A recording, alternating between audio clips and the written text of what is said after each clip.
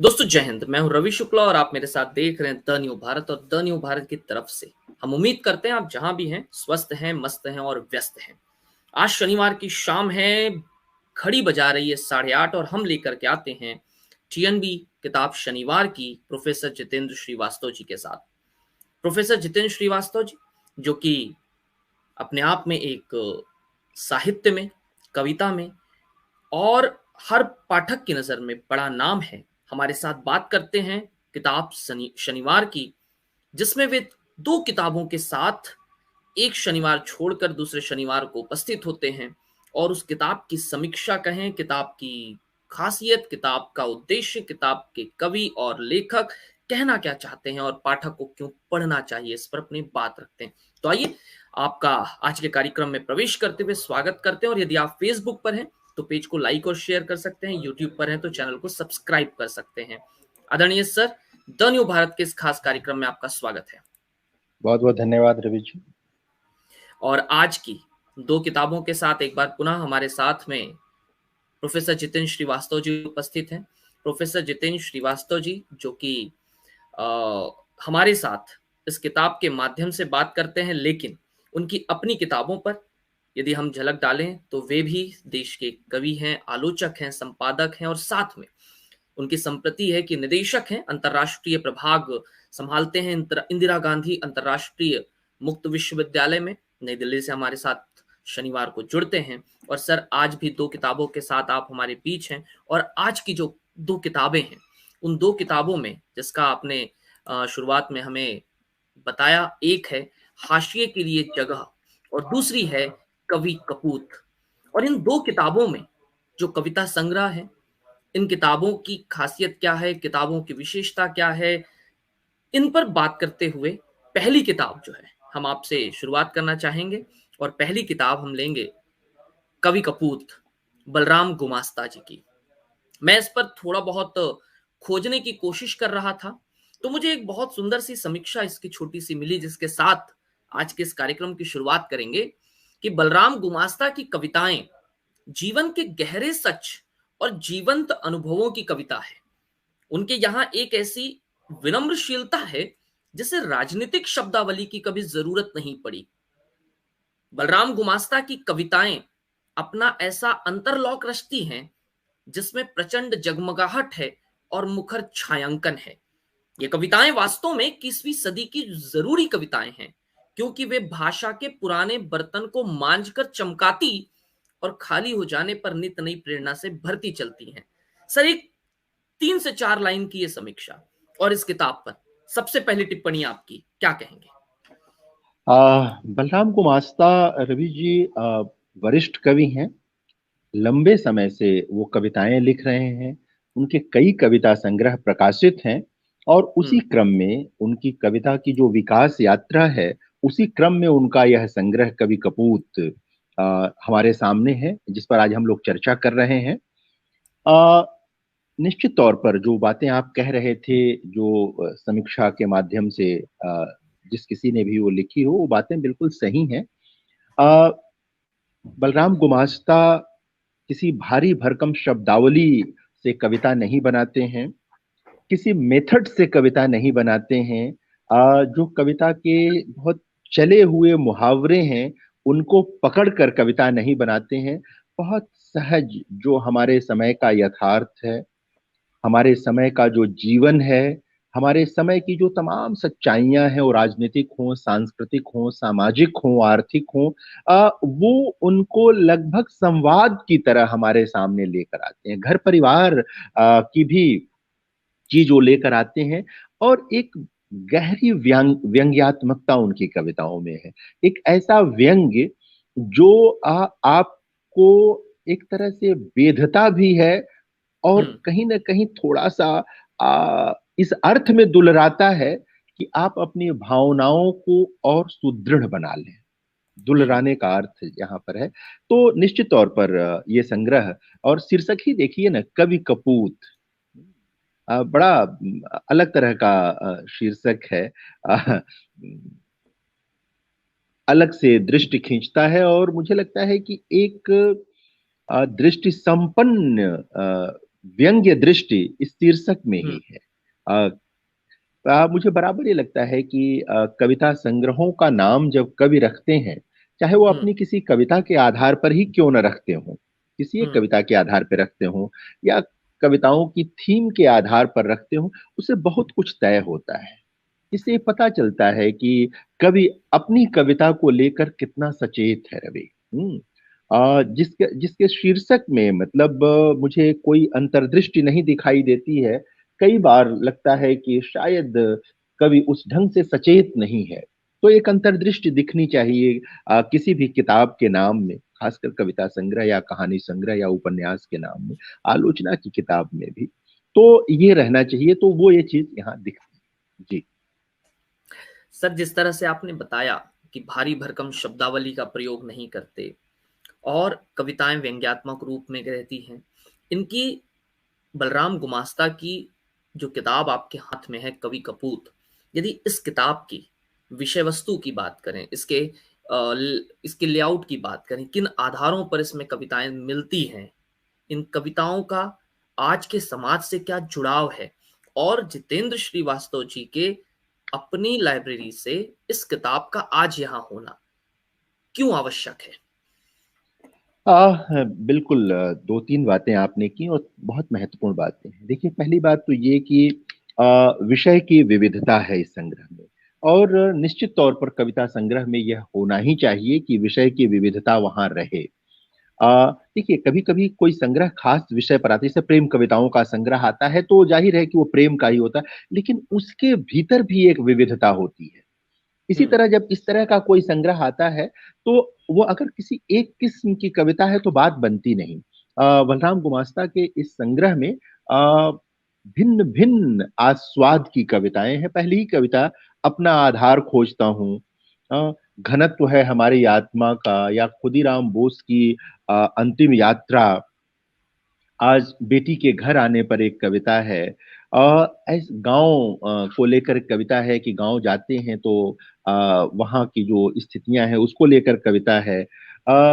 जाहिर है कि आज के जो दोनों कवि हैं, मैं उन्होंने अपने समकालीन कवियों पर भी कुछ कुछ लिखा है। अ, अ, वो सब भी है इसमें। अ, बहुत सारी चीजें हैं इसमें जो आकर्षित करती है। और एक तरह से जब विषय की विविधता होती है किसी संग्रह में, तो वो इस बात का भी संकेतक होती है कि कवि कितना अनुभव सिद्ध है, कवि का अनुभव संसार कितना बड़ा है। देखिए, हम्म। विषय विविधता उसी के पास होगी जिसका अनुभव संसार बड़ा होगा। सीमित अनुभव संसार का व्यक्ति कुछ सीमित विषयों पर ही कविताएं लिख सकता है। और हम्म। बलराम गुमास्ता के साथ ये है कि वो देश विदेश में भ्रमण करते रहे हैं, प्रवास करते रहे हैं। कृषि विभाग में नौकरी की उन्होंने, इंजीनियर रहे हैं। मतलब पेशे से भी वो उस तरह साहित्य वाले नहीं है जिस तरह से सामान्यतः एक समझ है लोगों की कि जो एक साहित्यिक बिरादरी हिंदी पढ़ती पढ़ाती है वाला मामला है, उस तरह का नहीं है। वो उससे अलग, पढ़ाई लिखाई का भी मामला उनका अलग रहा। तो आए हैं तो अ, ऐसे विषयों के साथ वो आते हैं जो परंपरागत साहित्यिक पृष्ठभूमि वाले जो कवि होते हैं, उनसे अलग है। तो एक तो यही वजह है कि मुझे लगा कि ये किताब मेरी लाइब्रेरी में होनी चाहिए, और इस किताब पर चर्चा होनी चाहिए, ताकि लोग जो देश भर में हैं, अ, आज हमारा देश विदेश, आप तो इस समय विदेश से ये कार्यक्रम कर रहे हैं, अबू धाबी से आप ये कार्यक्रम कर रहे हैं, तो देश विदेश में जहां से भी लोग हम लोगों का ये कार्यक्रम देखते और सुनते हैं, वो इस किताब के बारे में जाने, और संभव हो तो इसे पढ़ें भी। मैं आपको एक कविता सुनाता हूँ, देखें, इससे पता चलेगा कि बलराम गुमास्ता का जो हम्म। कहन है, जो उनके कहने की शैली है, कविता लिखने की जो शैली है, वो कैसे प्रभावित करती है। मुझे वो सारे कवि अच्छे लगते हैं जो बहुत सहज ढंग से संश्लिष्ट बातें कहते हैं। संश्लिष्ट बातों को संश्लिष्ट ढंग से कहना आसान होता है, हम्म। संश्लिष्ट बातों को सहज ढंग से कहना बहुत मुश्किल होता है। तो जो कवि संश्लिष्ट बातों को सहज ढंग से कह ले, समझिए कि उसकी कविता का आयतन बड़ा है। कहीं ना कहीं कुछ विशेष है उसमें। एक कविता है बुराई शीर्षक से। जब हम्म। पहली बार की जाती है किसी की बुराई तो हमारी घृणा के चलते उसमें बोला जाता है 50% झूठ। हम्म। गौर कीजिए, जब पहली बार की जाती है किसी की बुराई तो हमारी घृणा के चलते उसमें बोला जाता है 50% झूठ। दूसरी बार में कटुता जिसे 60% तक बढ़ा देती है। हम्म। तो तीसरी बार की जा रही बुराई में बोला जा रहा होता है लगभग 100% झूठ। द्वेष तब चरम पर होता है। इस तरह हमारा 100% झूठ बुरे व्यक्ति के हिस्से में सच की तरह आता है। धीरे धीरे वह बुरा व्यक्ति 100% सच बनकर हमारे जीवन में छा जाता है। देखिए, एक सामान्य सा अनुभव है ये, लेकिन इस सामान्य से अनुभव को एक विशिष्ट अनुभव में बदलना और फिर उसे कविता की विषय वस्तु बना लेना और हम्म। इस ढंग से हमारे सामने रखना कि हम विचार करें कि दरअसल हम जो जिस ताने बाने में रहते हैं उस ताने बाने की हकीकत क्या है, वो ताना बाना है कैसा। और देखिए, कोई भारी भरकम शब्दावली नहीं है, कोई अलग से नारा नहीं है, कोई करेक्ट। चला हुआ मुहावरा नहीं है इस कविता में। जैसे कि तमाम कवियों के वहां आपको मिलेगा कि अपने समय के चले हुए मुहावरे को पकड़कर कविता लिखते हैं, तो बहुत दूर की यात्रा नहीं करते। इतिहास गवाह है इसका। किसी भी कालखंड के कवि, जब आपने, क्या है ना, कभी वही बड़ा होगा जो राह बनाएगा, बनी हुई राह पर जो चलेगा वो हम्म। सफल सफल यात्री हो सकता है। लेकिन कभी वो मार्ग बनाने वाला नहीं गिना जाएगा। कभी वो उस ढंग से रेखांकित नहीं होगा जो खुद मार्ग बनाता है। तो ऐसे सारे कवि जो कोशिश करते हैं मुझे अच्छे लगते हैं। बलराम गुमास्ता भी अच्छा लगता है कि वही बात जो मैं कहता हूँ कि चली हुई चीजों को नहीं चलाते हैं। हाँ, घर परिवार की चीजों को लेकर के पत्नी से संवाद करती हुई ये कविता है। 40 साल बीत गए और कैसे हम दोनों का विवाह हुआ, और उसको एक बड़े व्यंग्य के ढंग से लेकर चलते हैं। उसमें आत्मीयता का भी पुट है, उसमें हमारी जो सामाजिकता है वो भी है, और उसमें राजनीति भी आ गई है चुपचाप बिना कोई शोर किए। कुछ लोग राजनीतिक कविता लिखते हैं, जैसा मैं कई बार कह चुका हूँ, वो बार बार कहेंगे मैं राजनीतिक कवि हूँ, मैं राजनीतिक कवि हूँ, जैसा आप अपनी आरंभिक टिप्पणी में भी कह रहे थे। तो बलराम गुमास्ता अपने को अलग से राजनीतिक कवि नहीं कहते हैं, लेकिन वो है राजनीतिक कवि। हम्म। वही वही कवि सच्चा राजनीतिक कवि होता है जो सामाजिक सांस्कृतिक ताने बाने के भीतर आ, रहते हुए, उसके यथार्थ को समझते हुए, उसके यथार्थ की जो बहुस्तरीयता है उसको समझते हुए आ, अपनी राजनीतिक समझ को बीच में कहीं लाकर रख देता है, प्राण तत्व की तरह, जीव द्रव्य की तरह। वही बात बनती है। तो ये बलराम गुमास्ता के साथ है। और बहुत सारी कविताएं, मतलब एक तो ये है कि इन कविताओं को पढ़ते हुए अगर कोई साधारण कविता का प्रेमी इसे पढ़ रहा है, जिसे कोई बहुत साहित्यिक व्याख्या नहीं करनी है, वह भी इन कविताओं को अपने करीब पाएगा। जो साहित्यिक अभिरुचि के लोग हैं, जिनको कविताओं के साथ साहित्य विमर्श से भी जुड़ना होता है, उन्हें भी ये कविताएं अच्छी लगेंगी, अपने पास लगेंगी। और बहुत सुंदर ढंग से इसे आइसेक्ट प्रकाशन भोपाल ने प्रकाशित किया है। अ, और ये निश्चित तौर पे आपने देखा प्रोडक्शन अच्छा है, पेपर बैक में एक किताब है, और पठनीय किताब, पढ़ने लायक किताब है। तो मैं बलराम गुमास्ता जी को इसके लिए बधाई देता हूँ। सर, समकालीन कविताओं में आप इसे कहाँ देखते हैं? और एक और ऐसी रचना जो आपको अति प्रिय हो इसकी, यदि आप पढ़ पाएं तो। बहुत सारी कविताएं, जो छोटी छोटी कविताएं, जैसा कि मैंने कहा, एक जो खुदीराम बोस की अंतिम यात्रा का वर्णन कीजिए जो कविता है, वो कविता थोड़ी सी बड़ी है, लंबी है, तो मैं पूरी कविता पढ़ूंगा तो बहुत समय लग जाएगा। लेकिन ये कविता किस तरह आजादी के संघर्ष और आजादी मिल जाने और उसके बाद के बदले हुए समय, राजनीति, हमारे मतलब एक तरह से कह सकते हैं कि पूरे समय के सच को सामने रखती है। वो मतलब तिलमिला देने वाली बात है। और कोई मतलब वही मैं कह रहा हूँ कि बहुत साधारण शब्दावली में ये बातें आती हैं, फिर भी असर बहुत विशिष्ट हो जाता है। अ, बेटी ने पूछा, बेटी हम्म। ने पूछा, कैसे होती है रात? मैंने कहा, अपनी धुरी पर घूमती है धरती। जो हिस्सा सूरज के सामने से घूम जाता है वहां हो जाता है अंधेरा। इस तरह सूरज के डूबने से होती है रात। वह बोली, ऐसा नहीं है पापा, हम बताएं। देखो पापा, वह जो आदमी वहां धूप में सुबह से खड़ा है ना, बेकार। धरती पर उसकी छाया पड़ रही है। जहां छाया पड़ रही है वहां अंधेरा है। धीरे धीरे बढ़ती है उस आदमी की छाया धरती पर, बढ़ता जाता है अंधेरा। यह जो रात है ना पापा, सूरज के डूबने से नहीं, धरती पर छाया है एक आदमी की। और किस आदमी की? जो श्रमशील है, लेकिन जिसके हिस्से में काम नहीं है। हम्म। श्रम का अभाव, श्रम का अवमूल्यन अंधेरे का कारण है, रात का कारण है। ये कवि दृष्टि होती है। एक वैज्ञानिक दृष्टि तो है कि जिस बात का जिक्र कविता का पूर्वार्ध करता है, लेकिन कविता का उत्तरार्ध बताता है कि जो वास्तविक अंधेरा है वह श्रम के सही विभाजन न होने के कारण है। जो अंधेरा है वह जो तमाम संसाधन है उनके सही निर्धारण न होने से है। बहुत सारी जो विसंगतियां हैं समाज में, उनके कारण ये अंधेरा है, ये रात है। और जाहिर है कि ये सामाजिक, सांस्कृतिक और राजनीतिक अंधेरा है। तो मुझे हम्म। ये कविता भी बहुत अच्छी, पूरा संग्रह ही मुझे बहुत अच्छा लगा।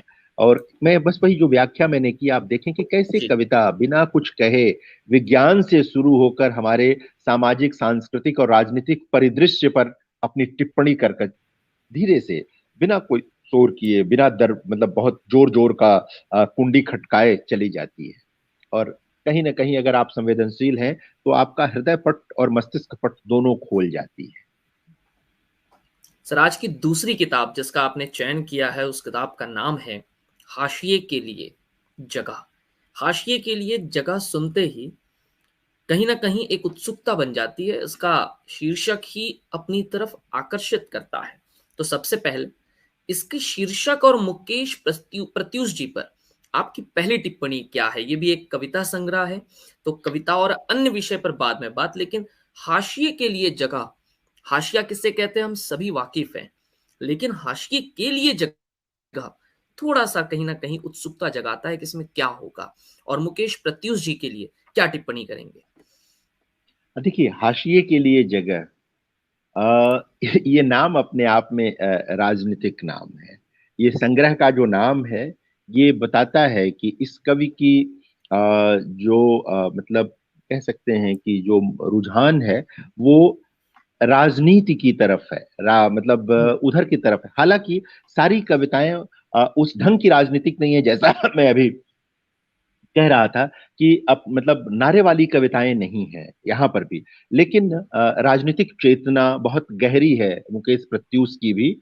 तो ये संग्रह का नाम इसी तरह का, मुकेश प्रत्यूष का ये दूसरा संग्रह है।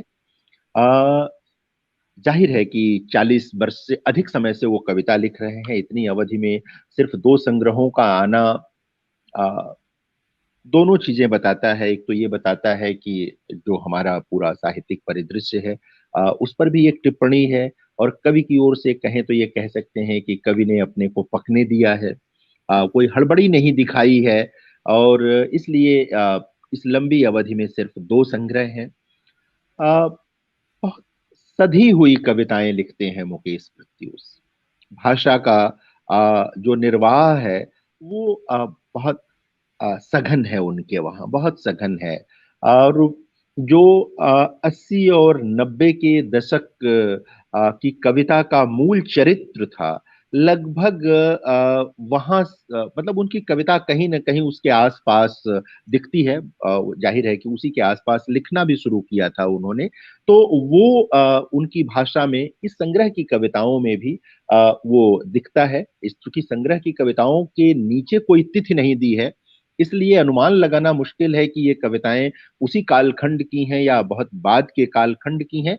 लेकिन हर कवि की अपनी एक बनावट होती है, कह सकते हैं कवि चित्त की बनावट होती है, और वो बदलता रहता है अपने को, लेकिन जमीन तो उसकी वहीं रहती है, पैर वहीं रहता है। तो बहुत सुगठित कविताएं हैं मुकेश प्रत्यूष की। अगर आप मतलब शिल्प के स्तर पर देखेंगे तो बहुत गझिन है ये कविताएं, सुगठित कविताएं हैं। और जैसे कहते हैं ना कि बहुत व्यवस्थित होकर, हम्म। कहीं भी आप इसमें ऐसा नहीं कहेंगे कि ये पंक्ति इस कविता में नहीं भी होती तो काम चल जाता। हम्म। स्फीति नहीं है इन कविताओं में, बिखराव नहीं है इन कविताओं में, और जो कहना चाहते हैं मुकेश प्रत्यूष वो कह लेते हैं, वो कह लेते हैं। विषय की विविधता भी इनके वहां भी है, खूब है विषय की विविधता। और जैसे मैं कविता आपको सुनाऊं, इनके काव्य शिल्प की भी ये का पता देगी, उनकी राजनीतिक और जो अन्य समझ है उसका पता भी देगी ये कविता। अ, विश्वास कविता का शीर्षक है, विश्वास। मैं कौंधूंगा स्मृतियों में, दूर दराज से आए और घनीभूत हुए बादल, बिखरेंगे जब बूंद बूंद होकर, पैरों तले से फूटेगी और नासापुटों में भर जाएगी, बिसरी हुई एक चीन्ही सी गंध, मैं कौंधूंगा जब चुएंगे महुए, झरेंगे हर सिंगार, एक पूरी रात की अनवरत प्रतीक्षा के बाद, मैं कौंधूंगा जब लिखेगा कोई प्रेम पत्र, घुटरुन लपकेगा कोई बच्चा, आरी की तीक्ष्णता सी, मैं कौंधूंगा, जरूर कौंधूंगा स्मृतियों में। तो कितनी सघन बनावट और बुनावट की कविता है। एक हम्म। एक शब्द, एक एक शब्द जिसे कहते हैं कि बहुत मतलब कहीं भी वजन को, कोई शब्द जो है वजन को हल्का नहीं करता, और न अतिरिक्त रूप से दबाव बनाता है, सब कुछ सुगठित है। अच्छा लगता है ऐसा पढ़ना, ऐसा देखना। ये लंबी साधना की मांग कर, इस तरह की कोई भी कविता या इस तरह का कोई भी जो काव्य शिल्प कोई विकसित कर पाता है, तो लंबी हम्म। साधना का प्रतिफल होता है। एक दिन में आप इस तरह अर्जित नहीं कर सकते अपना काव्य शिल्प, अपना काव्य बोध। तो मुकेश प्रत्यूष आ, अच्छे कवियों में रहे हैं हिंदी के, सुपरिचित कवि हैं, लोग उनकी कविताओं से परिचित रहे हैं। लेकिन वही है कि होता है कि एक समय आता है जब कुछ कवियों की बहुत सारी चर्चा हो जाती है, कुछ कवि जी। छूट जाते हैं। तो हम्म। जिस ढंग से चर्चा होनी चाहिए थी मुकेश प्रत्यूष की, उतनी तो नहीं हुई। लेकिन ये कविताएं बताती हैं कि होनी चाहिए थी चर्चा, भरपूर चर्चा होनी चाहिए थी। जी चर्चा रवि। होनी चाहिए थी, और उस चर्चा में कहीं ना कहीं जितेंद्र श्रीवास्तव जी का आज का यह कार्यक्रम, उनके हाथों की यह किताब एक आंशिक योगदान जरूर हो सकता है। सर, इसके भीतर विषय वस्तु पर आपने बात की कि एक प्रकार से राजनीतिक कविताएं इसके भीतर मिलती हैं, अपने आप को राजनीतिक बताते नहीं, लेकिन राजनीतिक कविताएं शामिल हो जाती हैं। इसके शिल्प पर आपने बात की, इसकी विषय वस्तु, इसका लेआउट, यदि हम इसका लेआउट देखें आज के समाज में, समकालीन कविता में मुकेश प्रत्यूष की हाशिए के लिए जगह, और इसके शीर्षक में जाएं, अन्य अंदर में जो इसके शीर्षक दिए गए हैं, यदि इसके इंडेक्स को खुले अनुक्रमणिका में जाएं और वहां देखें तो किस प्रकार की विविधता इस एक किताब के भीतर मिलती है।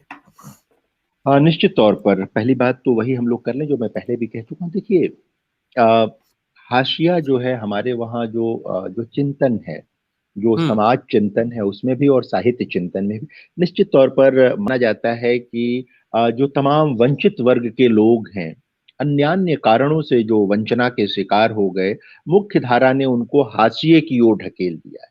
कभी यह भी बताता है कि एक समय ऐसा भी आता है कि कई बार हाशिया भी जो है वो डगमगा जाता है। तो हाशिए के लिए जगह, ये अपने आप में एक वक्तव्य की तरह है, राजनीतिक वक्तव्य की तरह है। और इसको एक आगे की जो संग्रह की कविताएं हैं, वो इसे एक तरह से कह सकते हैं कि सिद्ध भी करती हैं कि कवि सिर्फ शीर्षक में ही कोई चमक पैदा करके नहीं छोड़ना चाहता, भीतर भी वो चीज है। और पहली ही कविता है हाशिया। जैसे उठाने से पहले कौर निकालता है कोई अग्रासन, उतारने से पहले बिछावन से पैर करता है कोई धरती को प्रणाम, तोड़ने से पहले तुलसी का पत्ता या लेने से पहले गुरु का नाम पकड़ता है कोई कान, ठीक वैसे ही लिखने से पहले शब्द तय करता है कोई हाशिए के लिए जगह। और फिर ये आगे कविता बढ़ती चली जाती है। और हाशिया है तो निश्चिंत रहता है कोई, बदल जाए यदि किसी शब्द या विचार का चलन। आ, छोड़ प्रगति की राह पड़ जाए करनी, यदि प्रयोग धर्मिता की वकालत, हाशिया आ जाता है काम। ये पूरी चीजें जो हैं आप देखें सामान्य ब्यौरा है, लेकिन ये सामान्य ब्यौरा नहीं है। हम्म। इसके पीछे जो अर्थ ध्वनि है वो वही है जो मैं अभी निवेदन कर रहा था, कह रहा था। तो ये होता है। और अक्सर ये सबसे बड़ी चीज ये है कि हाशिया इस्तेमाल की चीज हो जाता है। हम्म। जो हाशिया इस्तेमाल की चीज हो जाती है, जो इत्यादि हैं इस देश के, जो वंचित वर्ग के लोग हैं, वो इस्तेमाल ही होते रहे हैं। तो कहीं ना कहीं कवि उनके साथ खड़ा होना चाहता है, उनके पक्ष में खड़ा होना चाहता है। हाशिए पर ही दिए जाते हैं अंक, निर्धारित करता है परिणाम हाशिया ही। हाशिया है तो हुआ जा सकता है सुरक्षित। ठीक है, ये अपने आप में इस तरह से है, ये चलती है। इस संग्रह में पहाड़ पर कविताएं हैं, पूर्वोत्तर के बारे में कविताएं हैं, और हम्म। सैलानी सैलानी की तरह जाकर लिखी गई कविताएं नहीं हैं। हम्म। कहीं ना कहीं चाहे वो पहाड़ का जीवन हो या पूर्वोत्तर का जीवन है, उसे महसूसने की भी कोशिश है। प्रकृति इन कविताओं में आती है एक जरूरत की तरह भी, सौंदर्य बोध की तरह भी। तो ये चीज भी रवि इन कविताओं में उपलब्ध है। तो जैसे एक कविता है बाढ़। हम्म। विविधता की बात मैं कर रहा था, तो बहुत उदास है यह गुजरती हुई सांझ, रुक रुक कर फूट रही है रुलाई, हहरा रहा है पानी जल प्रलय के लिए। बहुत उदास है यह गुजरती हम्म। हुई सांझ, रुक रुक कर फूट रही है रुलाई, हहरा रहा है पानी जल प्रलय के लिए, विस्तार पा रहा है अंधेरा। सुबह को होना है होगी, पर शायद मेरे लिए नहीं, कल मिलूंगा यहीं कहीं फेन की तरह उफनाता हुआ। ये साधारण आदमी है। हम्म। ये इसी को कहते हैं कि कविता कैसे व्यष्टि से समष्टि की ओर की यात्रा कर लेती है। बड़ी कविता वही होती है। जाहिर है कि कहीं ना कहीं जब कविता कवि लिख रहा होता है तो एक व्यष्टि भाव तो होता ही है वहां पर, लेकिन जो उसकी चेतना होती है कवि की, वो अगर बड़ी चेतना है, हम्म। व्यापक चेतना है, तो वो कविता व्यष्टि की नहीं रह जाती है, वो समष्टि की ओर चली जाती है। जो भी उसे पढ़ता है उसे वो अपनी कविता लगती है। इसी तरह करेक्ट। कविताएं अपना समाज निर्मित करती हैं, कविताएं अपना समाज निर्मित करती हैं, अपना हम्म। विश्व निर्मित करती हैं कविताएं। वरना तो कबीर की कविता कबीर के लिए थी, तुलसी की कविता करेक्ट। तुलसी के लिए थी, मीरा की कविता मीरा के लिए थी, केदारनाथ सिंह की कविता केदारनाथ सिंह के लिए थी, रघुवीर सहाय की कविता रघुवीर सहाय। तो लेकिन वो हमें भी पढ़ते हुए लगता है कि हमारी कविता यही है। यही वो जो कविता का जो प्राण या घनत्व जो है, हम्म। यहीं पर उसको आप एक तरह से माप सकते हैं कि कितना कितना वजन है कविता में, कितना घनत्व है कविता में।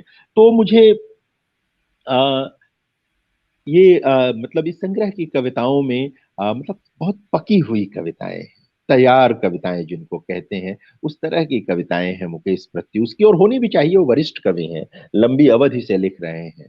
तो मुझे अच्छा लगा इस संग्रह से गुजर कर, इसकी कविताओं से गुजर कर। लरजते बादलों को चीर निकल आया है सूरज, हाँ, तो शर्मा कर छुपना चाह रही है घासों पत्तियों पर जमी ओस, चोंच में दबाए दाना चिड़िया उड़ रही है उस ओर, इंतजार में है बच्चे जहां, हम्म।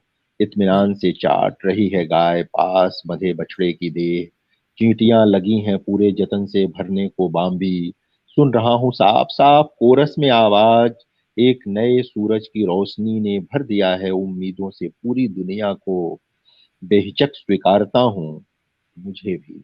ये नए सूरज का स्वीकार अगर किसी कवि के वहां आता है तो सिर्फ प्रकृति वर्णन के लिए नहीं आता है, हाँ, हम्म। सिर्फ एक सौंदर्य विधान रचने के लिए नहीं आता है। कहीं ना कहीं ये वही है कि सुख की नई कल्पना को लेकर आता है, वंचना और शोषण के विरोध में आता है, एक नई उम्मीद की तरह आता है। जहां जीवन में बहुत सारी नाउमीदी भरी हो, वहां एक उम्मीद की तरह आता है। तो शब्द, कई बार जो लोक के शब्द हैं, इनके वहां इतनी सहजता से कविता में आते हैं। जैसे एक कविता में उठंगा दिया जाता है दरवाजे को, जब चिपकाते हैं ना, पुराने दौर में जब लोग जो किवाड़ होती थी, किवाड़ को जब चिपकाते थे तो लोग कहते थे उठंगा दो, यानी उसको लैच्ड नहीं किया जाता है, यानी उसमें सिटकनी नहीं चढ़ाई गई, हाँ, जी सिर्फ चिपका उठंगा जी दिया गया। तो किस तरह से ये जो हम्म शब्द हैं, वो मुकेश प्रत्यूष की कविता में जो लोक के शब्द हैं, वो आते हैं और अलग से चिपकाए हुए नहीं लगते हैं वो, कि कोई हम्म लोक ध्वनि पैदा करने के लिए ऐसा कवि ने कर दिया। ये कहीं ना कहीं लगता है कि ये जीवन का, उस कवि के अपने पूरे संस्कार का हिस्सा है कि इस तरह के शब्द कविता में आ गए हैं, और वो चीजें हम सब तक पहुंच रही हैं। सारी चीजें हैं, सुनामी, तमाम तरह की कविताएं, जन्मदिन पर एक कविता है 60 का होने पर। जाहिर है कि छोटी हम्म छोटी जो भाव हैं, कुछ बहुत छोटी छोटी हम्म कविताएं भी संग्रह में है, बहुत छोटी छोटी कविताएं हैं, 4 4 लाइनों की, 2 2 लाइनों की, 3 3 लाइन की हम्म कविताएं भी हैं इस संग्रह में। तो कुल मिलाकर मुझे लगा कि इस संग्रह की आज मुझे चर्चा करनी चाहिए। ये अभिधा प्रकाशन से प्रकाशित है किताब। हम्म संभवतः यह प्रकाशन कहाँ है? ये प्रकाशन जो है मुजफ्फरपुर में है, बिहार में। आ, हम्म वहां से प्रकाशित है। आ, और निश्चित तौर पर ऐसी कविताओं का संग्रह है जिसे पढ़कर किसी भी कविता प्रेमी को अच्छा लगेगा, वो अपने को संपन्न महसूस करेगा। जी आमतौर पर यही होता है कि कहाँ अच्छी किताबें मिलेगी, हम अच्छी किताबों की तलाश कैसे करें। हमारे जहन में हमेशा ये सवाल आता रहता है, और इस सवाल का उत्तर है टीएनबी किताब शनिवार की प्रोफेसर जितेंद्र श्रीवास्तव के साथ। यहाँ प्रोफेसर जितेंद्र श्रीवास्तव जी कहानी, कविता, उपन्यास के खजाने से कुछ किताबें चुनकर लाते हैं, जिन किताबों को पढ़ने की आपको जरूरत क्यों है या क्यों पढ़ें, इस प्रश्न का उत्तर दे जाते हैं। महज 30 मिनट में हम दो किताबों की वह सारी बातें कर लेते हैं प्रोफेसर जी के माध्यम से, जिसके माध्यम से आपको किताब तक पहुंचने का एक रास्ता मिल जाता है। अमेजॉन पर किताबें उपलब्ध हैं। आप हमारी आज की दोनों ही किताब, चाहे वो कवि कपूत हो या हाशिए के लिए जगह, दोनों को प्राप्त कर सकते हैं। और आपको किताब कैसी लगी, इस कार्यक्रम से यदि आप प्रेरित होकर पढ़ रहे हैं, तो हमारे टिप्पणी कक्ष में, हमारे कमेंट बॉक्स में आकर के आप जरूर इसके बारे में लिखें। यदि आप ईमेल करना चाहें, फोन या व्हाट्सएप से संदेश देना चाहें, तो जरूर दें। क्योंकि यदि आपकी ऐसी प्रतिक्रिया आती है, तो ऐसे कार्यक्रमों को या ऐसे कार्यक्रमों का उद्देश्य हमारा पूरा होता है। सर, द न्यू भारत के लिए आप आपने समय निकाला और आज फिर से दो किताबों पर हमारे साथ चर्चा की। मैं द न्यू भारत और हमारे दर्शकों की तरफ से आपका बहुत शुक्रिया अदा करता हूं, और साथ में एक और शनिवार के विराम के बाद फिर आपसे मुखातिब होने के लिए इंतजार रहेगा। बहुत शुक्रिया सर। बहुत बहुत धन्यवाद रवि जी, बहुत अच्छा धन्यवाद लगता है सर। हमें भी लोगों से जुड़कर। बिल्कुल सर। और कल की शाम बैठेंगे और बात करेंगे, ठीक 8:30 बजे बात होगी कल, कोयला संकट भारत के लिए आखिर क्यों मायने रखता है। तो कल शाम बात करेंगे पंजाब के हवाले से, हमारे साथ युवा साथी वहां से जुड़ेंगे जो कि सामाजिक कार्यकर्ता हैं, और कल बात करेंगे कोयले पर। तब तक के लिए रुक रहे हैं। आप सभी स्वस्थ रहें, मस्त रहें और व्यस्त रहें, और साथ में यदि इस कार्यक्रम को आप चाहें तो अधिक से अधिक आगे बढ़ाएं, ताकि अन्य लोगों तक ऐसे कार्यक्रम पहुंचना चाहिए। बहुत शुक्रिया, धन्यवाद, जय हिंद।